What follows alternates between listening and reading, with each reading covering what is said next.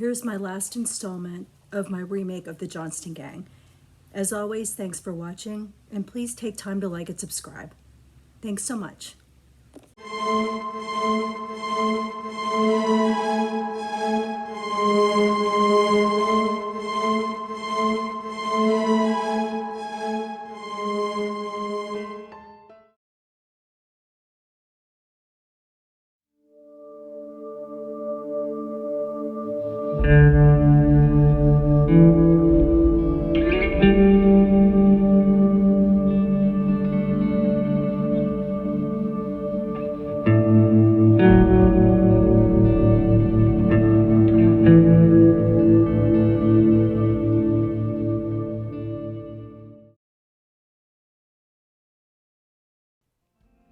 There wasn't much to do on a Friday night in Oxford, Pennsylvania. Just cruise around the main drag to see who's hanging out in front of the bank. The night Bruce Johnston Jr. first spotted Robin Miller, he was done, and the two soon became inseparable. Robin's mother was less than thrilled. She knew the Johnston's reputation, and add to that, Bruce Johnston was 19 and Robin only 14. Feeling everyone was against her, Robin ran off with Bruce the following January, and again the following April.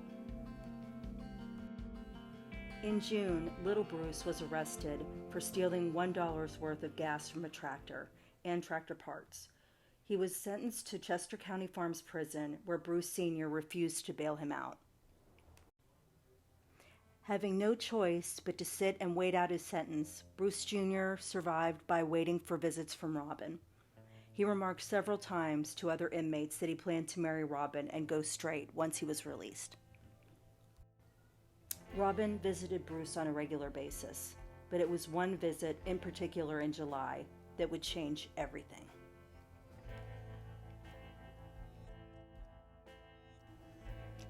Following that visit, Robin left a note for Bruce Jr., telling him that Bruce Sr. and James Sampson, a member of the Kitty Gang, had promised to take her to visit him. They stopped at a motel where, according to Robin, the two bet her she couldn't chug a bottle of whiskey. She passed out and woke up nude and stated in her letter that she thought she'd been raped. For Bruce Jr., all bets were off. He contacted the prison guard and told them to contact detectives. He was ready to talk. Bruce Jr. was a marked man. He had a price on his head placed there by his father.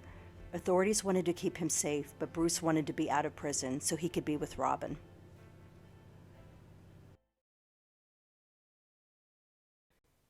Bruce Jr. and Robin had spent the day at Hershey Park.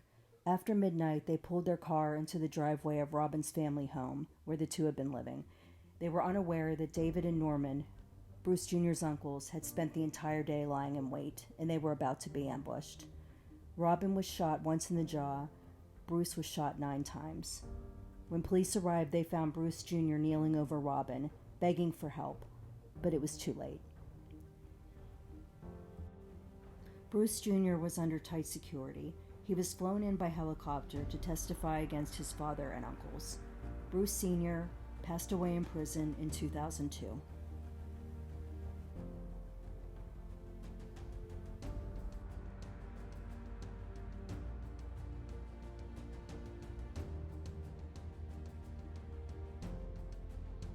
There's more coming up. Don't forget to like and subscribe, and to hit the bell to be notified whenever new videos are available.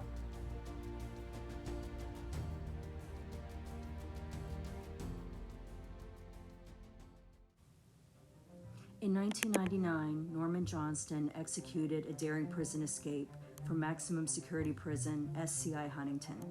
Huntington is old school, barbed wire fences, and officers who patrol the outer perimeters on horseback.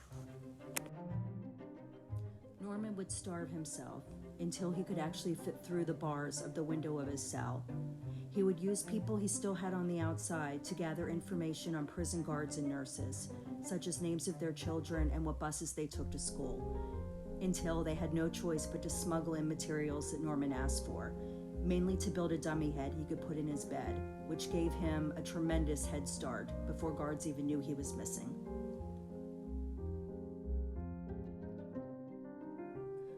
was arrested 20 days later.